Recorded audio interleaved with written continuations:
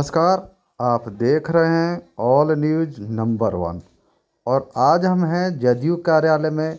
यहाँ पे जदयू प्रवक्ता अंजुम आरा जी हैं, जिनसे हम जानने का कोशिश करते हैं।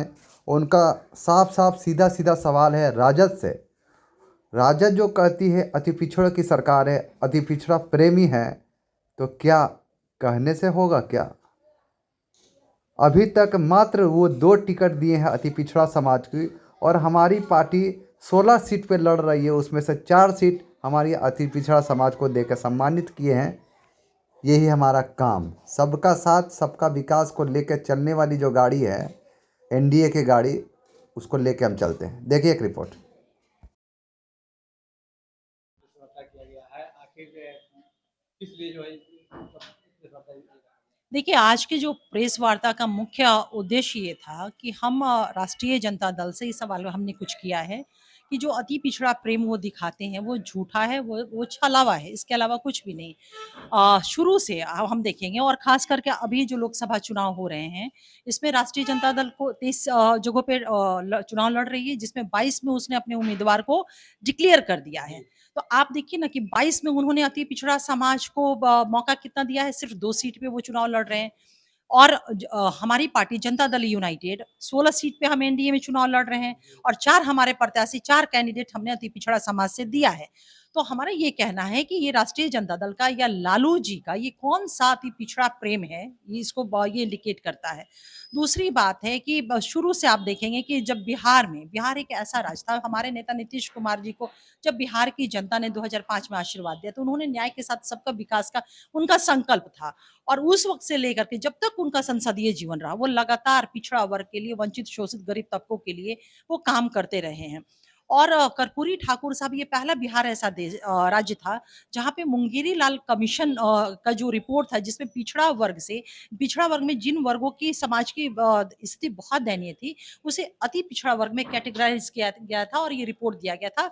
और उस वक़्त के तत्कालिक मुख्यमंत्री जननायक कर्पूरी ठाकुर साहब ने मुंगेरी लाल की जो रिपोर्ट थी, उस रिपोर्ट के आधार पे अति पिछड़ों को आरक्षण दिया था। बाद में इस आरक्षण को खत्म किया गया, लालू जी ने मंडल कमीशन को लागू किया, जिसमें अति पिछड़ों की बात नहीं थी।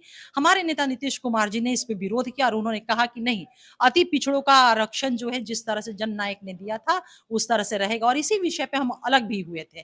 तो पहला ये राज्य बिहार है, और पहले हमारे नेता नीतीश कुमार जी हैं जो जननायक के सिद्धांतों पे चलते हुए अति पिछड़ों को मजबूत रिप्रेजेंटेशन इंटायर संसदीय जीवन में वो मौका वो देते रहे हैं। और सबसे बड़ी बात कि केंद्र की सरकार जो है, हम लोग बरसों से लगातार हमारे नेता नीतीश कुमार जी जननायक को भारत रत्न की मांग करते रहे, तो हमारे नेता का प्रयास इस बार केंद्र की सरकार ने वो माना और जननायक को भारत रत्न दिया गया। तो ये हमारे नेता नीतीश कुमार जी का प्रयास, और केंद्र सरकार को हम आभार व्यक्त करते हैं इसके लिए। तो इन्हीं सब विषयों पे था, लालू जी साहब ने सवाल हम लोगों ने पूछा कि आप 30 पे लड़ रहे हैं और हमेशा इस बात को आप कहते हैं कि अति पिछड़ा, दलित, शोषित, वंचित हम जो है समर्थित हमारी पार्टियाँ हैं, तो फिर इतना कम रिप्रेजेंटेशन कम क्यों? इतनी नुमाइंदगी करने का मौका उन्हें कम क्यों मिला है? तो ये धोखा है और ये फ़रेब है।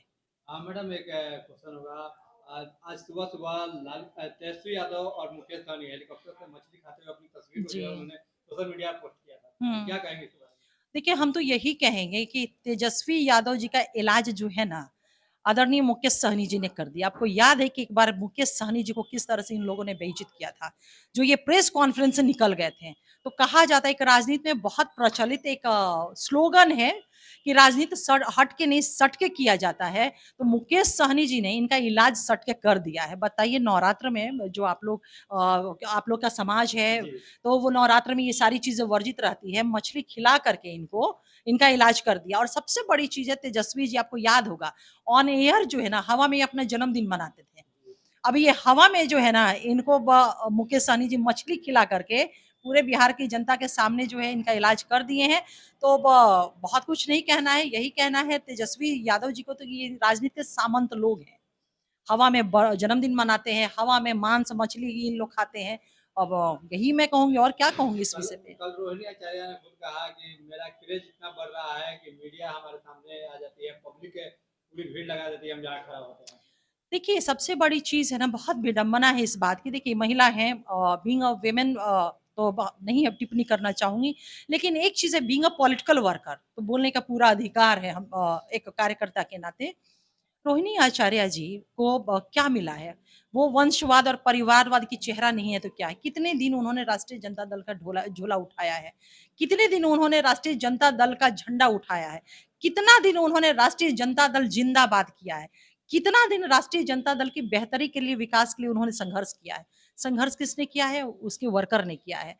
तो ये कार्यकर्ताओं की हकमारी नहीं है तो क्या है? बड़ी-बड़ी बातें बोल रहे हैं, लेकिन हकीकत यही है, सत्य यही है कि ये वंशवादी और परिवारवादी परंपरा को के बहुत बड़े मजबूत चेहरा राष्ट्रीय स्तर पे इन लोग हैं। जैसा कि आपने सुना, अंजुमन आरा जो जदयू के प्रवक्ता हैं, उनका कहना है कि राजद पार्टी परिवारवाद की पार्टी है, कार्यकर्ताओं के साथ धोखा देने वाली पार्टी है। कोई भी कार्यकर्ता आगे बढ़ ही नहीं सकता है राजद की पार्टी में। देखिए।